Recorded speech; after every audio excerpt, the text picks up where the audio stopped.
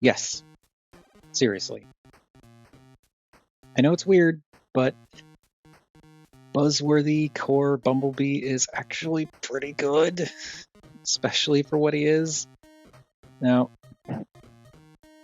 up front, I'm not going to be looking at Spike. Here's a picture, if I can remember to put it up, of what Spike looks like. He's got less articulation than a Titan Master, and his transformation is just lay him down and fold out a panel. So he's actually got less transformation than a Titan Master as well. It's a bad accessory. So I'm not going to be taking a look at it. Sorry if you wanted to see it, it's not happening. Instead, we are just going to be taking a look at, oh, hi, Astrid. No, honey, don't jaw the camera. It's not in a solid enough condition for that. Come here. Come here, you. Head kisses. Anyway, core Bumblebee is just like, he doesn't need Spike. I think Spike was just, let's throw this in to pad out the price point. I really wish that they would just say, to heck with doing specific price points that are the same across the board and just release figures that are priced differently depending on what's involved in their construction. So like, instead of, say, a deluxe size but Voyager priced Studio Series Hot Rod, we get a deluxe size Studio Series 86 Hot Rod that is, more expensive than a deluxe, but less expensive than a Voyager because he doesn't come with a absurd amount of accessories that not everybody's going to use. I don't know, just a thought. Anyway, Bumblebee himself is really cool. He is not a typical VW bug, and that's fine. He's still very identifiable as Bumblebee because he's bright yellow with slight black accents and these really nice metallic blue windows. I actually like those a lot. And they did pretty much all the windows except for the rear side windows, which are molded, but are not, yes, hi Astrid, but are not painted. I understand why, because these panels here that make up the sides of the back of the car are slightly different plastic, and because of that, they probably couldn't take paint. And because they couldn't take paint, they couldn't really paint that hinge, or even if they could take paint, it's a hinge. So I feel like the choices were either leave it yellow or paint a couple of different spots to match that blue and have this big yellow streak going down the center of it. So I think it's fine. It would have been nice if that could have been painted to match somehow, but it's fine. There is some nice paint in the front, though, with the front bumper and grille, and the headlights are silver for some reason. Not a complaint, just noticing. It does do that unfortunate thing that they like to do these days, where the way the wheels are attached in the front and back are drastically different. So you've got pinned wheels in the front and clipped wheels in the back, and it just doesn't look great. I mean, maybe if I feel like it, I might do some work in adding some silver around the pin a little bit and adding some silver on the clip so that they look a little bit more matched. But hey, I got my arm back. But for now, it's just a little bit disappointing is all.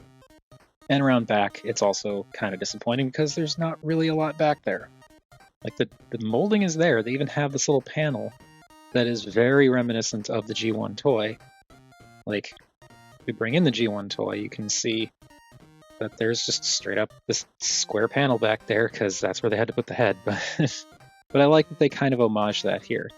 It just stinks that there's no other paint back here, like the tail lights aren't painted, which I feel like they'd be right there. And they're just not there. I need to double check. I don't think there's a repro label set for this guy. I wish there was, but oh well. And yeah, deco-wise, it's pretty simple. There's not a ton of paint on display for the vehicle mode, but there's just as much or little paint on display in the robot mode. And again, like for what this guy is, especially considering the size, I think this is fine. He's core class, as you noticed. I love this. His weapon actually stores in the vehicle mode, doesn't get in the way of anything, and covers up the head, so it's good use of space back there. Now the car itself, as I said, not Volkswagen, not a Volkswagen Beetle, much boxier, but I like it. I think it's neat. It rolls pretty darn well, even with the clipped wheels in the back.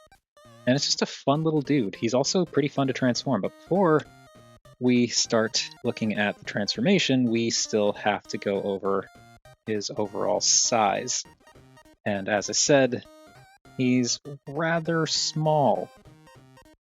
Like, we bring in Artfire and Rotor Storm. Let's push you all back a little further to make this framing a little bit easier. Samus and Burnout, and readjust the angles here. You can see that, yeah, he's a core class figure, so he's small. One could even say core class. Big surprise, I know. Let's get you all out of here. And we saw this a little bit earlier, but I'm bringing him back. Here he is with G1 Bumblebee. And for anyone who is unfamiliar with the channel or has not seen the video I made on G1 Bumblebee, this is my original G1 toy. This is the one that I got when I was a teeny tiny kid. It's probably like 3 or 4 at the time. And I've had it with me for almost 40 years now. It is hands down, this is the one Transformers figure that I can say with certainty I will never willingly get rid of. Because it's my first Transformer ever. And yeah, it's not in the best shape, but still, I love this thing because it started it all. And there you can see that core class Bumblebee is a little bit bigger, but not by much. And looking at him side by side, he also kind of does the slightly squished, super deformed proportions of like a Penny Racer, which G1 Bumblebee was meant to be homaging. So that's neat. And finally, I'm going to zoom out a bit because we have to bring in our final size comparison. That's fun. Here he is with the duck tank. And now it's transformation time, and he does some interesting things, I will say. Now, to start, you can try and wrestle out the gun here, but I'm actually going to save that because it'll be much easier to get at once some of this other stuff is moved out of the way. So first, instead, I'm going to take these rear panels and pull those out. And they tab in here and kind of tab in a little bit here. So I'm just going to pull that out and pull that out, or pop that out. It's a little bit tricky to get it past that tab there, past there, but it does happen. And with that done, that just flips up. And same deal here. Unpeg that and swing it up. There we go. Now I'll still save the gun for a little bit more, a little bit later. So now I'm gonna get the arms, and they just peg in here. You can kind of see where it tabs in there. Just unpeg it and swing it out. It actually swings out on this hinge here, and then you can lower it at the shoulder, like so. And from here you can see how that joint moves to unpeg the arm, and then I'll do it from the back. And see that yellow joint on the inside swings out, and then you bring down the arm. And now we can very easily unpeg the gun, put that off to the side. Now, when going back into vehicle mode, this is the thing I struggled with at first until I realized it's actually very simple to do. Getting the arms back into position is a little tough because if you try just going in like this, things get stuck because this detail bumps into this. And if you try to go in like this, it doesn't work because then things are clashing up here. So what you actually want to do when going back into vehicle mode is raise the arm up first, then swing that yellow inner hinge in, and you get plenty of space to go in that way. Because when it's up like this and you swing it in, you can see that nub does not end up clashing into that other piece. So that's how you do that. So with all of that done, now we can unpeg, not really unpeg, but unseat this tab from the slots between the hood there. Straighten out what will be the legs and swing this forward, and this will tab into the midsection there. Split the legs. I guess you don't have to split the legs right away, but I prefer to do it. And then you just straighten these out. It's like these flaps. Like you can push the flap up first and then swing this up, but you don't really have to. But you do that to get the feet in place. You don't have to do anything else to the feet. It would have been cool if the wheels could fold in, but it's a core class figure. I understand why they didn't do that. And now, take this entire back section here, fold that in, and when you get about part way, first you can get the arms out of the way, but you want to take this back panel and actually fold that in so that it ends up underneath this black piece here, and then continue to fold in and keep that panel on the inside, because then it hides inside the torso. And now, once you get it here, give it an extra push, and it will click into place. I'm pretty sure that's intentional. I don't know for sure if it's just supposed to sit, but that doesn't really lock in. And when you give it that extra push, then it kind of clips in and actually stays in place, unless you like yank on it. So I feel like that's more intentional, but I could be wrong. That could be a very bad thing that I'm doing that's actually damaging the toy. I don't know, but that's how I transform it. And there we have core Bumblebee. These little flaps on the back you can leave back like this if you want. You can flare them out to give him like the door wing look. I prefer to just keep them folded back like that, but you got options. And yeah, this fellow is small, but actually pretty cool. Now the colors here, like the only new paint you get in this mode is the face. Everything else is stuff that was in vehicle mode, like the windows, the Autobot logo, the grille and headlights on the toes now. So nothing new is revealed aside from the face in terms of paint, but that's fine. You do get some other robot bits, though, that are revealed, like the arms, especially like the shoulder sections, the forearms, the head, obviously, the thighs. So there is some new stuff. The detailing is incredibly simple for the robot bits. Like the thighs are just flat plastic. There's no extra molding really on the shin pieces. Like there is kind of here for some reason, but when it's, when they're folded up like that, they're up against the panel and you don't really see that detail, so I don't really get why they did that. There's a little bit of detailing in the pelvis. The forearms are just flat texture, but then you do get some nice detailing in the biceps and the shoulders, so I like that. Some nice kind of robotic detailing. And he's a Bumblebee, so he's primarily yellow, but also a little bit black. And I do kind of like how this color layout, again, is fairly close, not perfect, but fairly in mind of the G1 toy, which we'll see when we do the size comparisons. But like, G1 toy was very like black arms, black legs, yellow feet, yellow torso, yellow head. Same deal here. Speaking of the head, let's get a little bit more here. It is a very Bumblebee head and face. Up the brightness there a little bit, maybe a little too much. It's fine. I'm not like super into Bumblebee's face. It's very like bulbousy. It looks the part though. The shape is right. He's got the horns. He's got the silver face and blue eyes. The little kind of like the lines going under the eyes and around the face, but it kind of just makes him look a little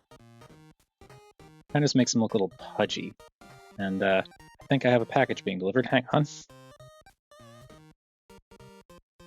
I was right. This just came in. So I'm going to be opening that in a little bit. It's not a new figure or anything like that. I've had Rodimus Unicronus before, but got rid of him a while back and missed him, so got him again. And managed to find a new in-package one, so yay.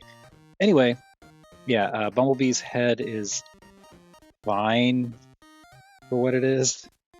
I just, I mean, I'm not the biggest fan of Bumblebee's look in general, but this is a bit like, I don't know, a little bit swollen, I guess. Especially like because it flares out so much around the base. Anyway, articulation-wise, the head can look left and right. It can't go around all the way because, if you can see, the chin comes down a bit, so it's not going to pass this little bar section for transformation, but you can still look pretty far to the left and right with, you know, even with that limitation. And that black panel, as you may have noticed during transformation, can actually move a bit, so you can have them look up and down to a degree. So you've got a little bit of extra motion there. The shoulders are ball jointed, so you can go out and down, and a surprising amount of forward butterfly motion. That's actually kind of cool. And you can go all the way around. Elbows are tiny ball joints, so you can bend to roughly 90 degrees. They also act as a bicep swivel. You do not have a waist rotation, which I think makes perfect sense given how this guy comes together. Now, this was something that surprised me.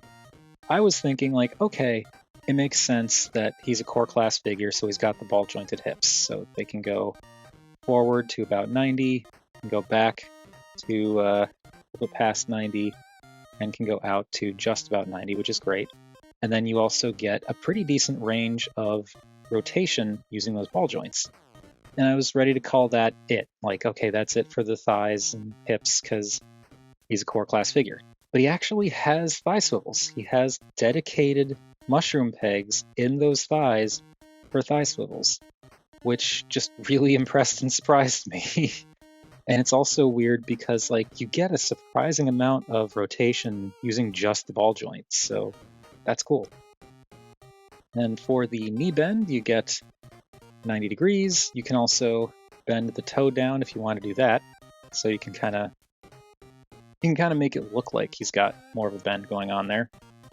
And as you saw, you can kind of move the toes up and down. Also, the knees, if you wanted to, they can go forward a bit. So he is actually pretty posable for a little core class figure. I like him a lot. And then he also has his gun, which is just a tiny little blaster, a little basic Bumblebee blaster, and I think it's, you know, fine. It works.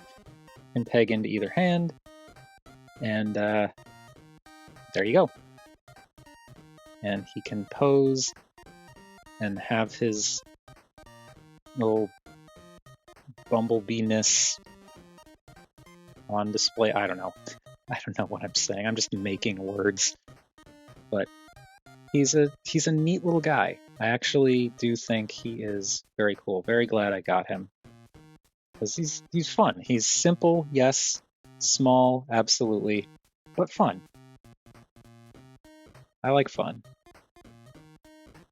They're toys. They're supposed to be fun. Anyway, there is Tiny Core Bee.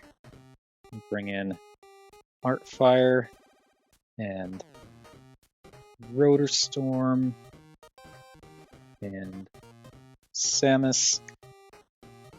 You can see how he stacks up there, and we'll just we'll move Artfire and Rotor Storm back a little ways and bring in Burnout. And you can see how Core Class B stands next to a current deluxe. He's a core class, you know, he barely comes up to Burnout's waist. So obviously, you know, he's core class. He's going to be small. Anyway, let's get all these out of the way and bring in our most important of size comparisons that I did not transform between transitions, but it's a G1 figure, so it takes like 2 seconds. And here he is with G1 Bumblebee, and I'm actually kind of surprised with just how close they are in size. I mean, the core figure is a little bit bigger, but only a little bit. I don't know why that amuses me so much, but I really like that. I think that's fun. And yeah, it's like here you can see what I was talking about with the color layout and how it's kind of similar to the G1 toy. where he's got, you know, black thighs or legs and black arms. Granted, yes, his forearms are yellow and his shins are yellow, but like it's kind of the same vibe. I dig it. I do kind of wish that they either did a different version of him with like maybe a faceplated, like a helmeted faceplated face, because like G1 Bumblebee has that faceplated face. You know, did not look like he did in the cartoon from the G1 toy, but yeah, well, is what it is, right? Let's get you out of here. You're probably gonna fall down. Yep, you fell down. That's okay. You're almost as old as I am. I understand. And lastly, here is Core Bumblebee with... everything's all wiggly. So yeah, here is Buzzworthy Core Bumblebee with the duck tank. And that does it for Transform... I don't know what the full name of this thing is. It's Buzzworthy Core Class Bumblebee. As I said, like he's got the spike exosuit accessory that I just don't care about. I feel like nobody else does either, especially since there's a dedicated core class spike that came out recently. Not for me, but I understand that, like, you know, other people might want it. But like as a figure on his own, this is a lot of fun. This is a very fun core class figure. He's shockingly well posable, really only missing a waist swivel, and not all core class figures have waist swivels anyway, so I feel like the amount of articulation you get with this guy is actually really, really good. The transformation is a little fiddly getting those arms back in, but like still pretty straightforward. And he looks good for what he is. He's fun to mess around with. He's fun to pose. He's just a neat little figure. So yeah, well worth it, I'd say. But that is going to do it for what I think about this. What do you all think of Core Class Buzzworthy Bumblebee? Whatever your thoughts, feel free to chime in down below. I always enjoy hearing from you all. Thank you everybody for watching, and oh no, I forgot to do the thing. Okay, well, I have a Patreon, so if you want to support the channel, if you like this video or any of the other videos I've done, you can join the Patreon. It's a $1 tier. It's the only tier I've got, and it gets you early access to new videos, so you get like a few days early access to new stuff that I'm working on, and it supports the channel. If you'd rather support the channel other ways, you could always like, comment, subscribe, all that typical YouTube nonsense. Or there's also a link in the description for a Discord server for Show Z, which is an overseas website that I've used for quite some time that does a lot of like third-party masterpiece knockoff style Transformer stuff. Very reliable, very affordable in most cases. Shipping is usually free to the US. Great customer service. I'm not technically sponsored by them, or literally not sponsored by them, but if you use the link to join the Discord, then I get like 50 cents worth of store credit for every time that happens. So that could add up and allow me to get some extra stuff from Show Z that I could then cover on the channel. So if you want to support me that way, you can do that. Otherwise, that is going to do it. Thank you again, and I'm going to have to record something after the fact for the video I did before recording this one, aren't I? Oh well.